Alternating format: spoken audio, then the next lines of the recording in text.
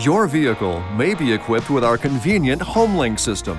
HomeLink replaces up to 3 remote controls or handheld transmitters so you can operate devices such as garage door openers, motorized gates, lighting, or home security systems from the safety of your driver's seat.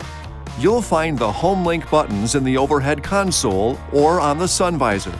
To start programming for a garage door opener, first, make sure you're parked outside the garage. It's also recommended that you put new batteries in the handheld device you'll be programming. The HomeLink unit is powered by the vehicle's battery and does not require replacement.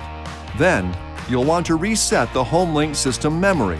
To do this, simply push and hold the 2 outside buttons until the indicator light flashes. This could take up to 20 seconds. This procedure erases all 3 HomeLink button programs, so you only need to do it once. Do not erase all 3 channels when programming additional buttons. Now, before you program your HomeLink system, you'll need to determine the type of garage door opener you have. Go to the garage door opener motor in the garage. See if you can find the Learn or Train button, which is usually found where the hanging antenna wire connects to the garage door opener motor. It is not the same button normally used to open and close the door, and it may vary by name or color depending on the manufacturer. If you can find a Learn or Train button on the opener motor, then you're using a newer, rolling code garage door opener, and programming will involve a few additional steps. If there is no Learn or Train button, that means you have an older, non-rolling code garage door opener. Once you know what type of opener you're using, you're now ready to program the HomeLink system. Here we go. Put the ignition switch in the on-run position, but don't start the engine.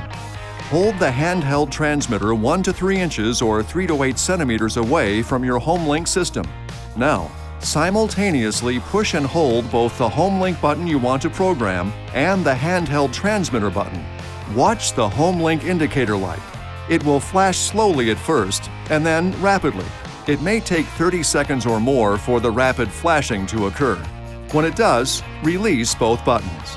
The garage door may open and close while you're programming. To check your programming, push and hold the just programmed HomeLink button and observe the indicator light. If the indicator light stays on continuously, then programming is complete and the garage door should activate when the HomeLink button is pushed.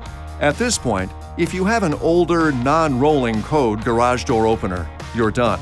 Your HomeLink controls and garage door opener should now be in sync. If you have a rolling code garage door opener, here's where those additional steps come into play.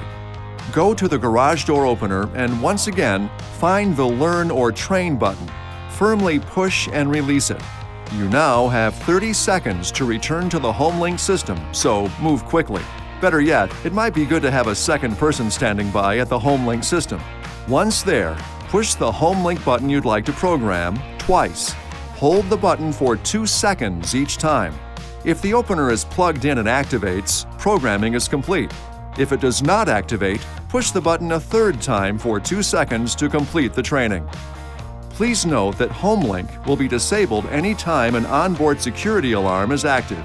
If you have any problems or require assistance, please call toll-free 1-800-355-3515 or visit homelink.com for information or assistance. This video is not intended to take the place of your owner's manual. For complete details and other important safety information, please see your owner's information.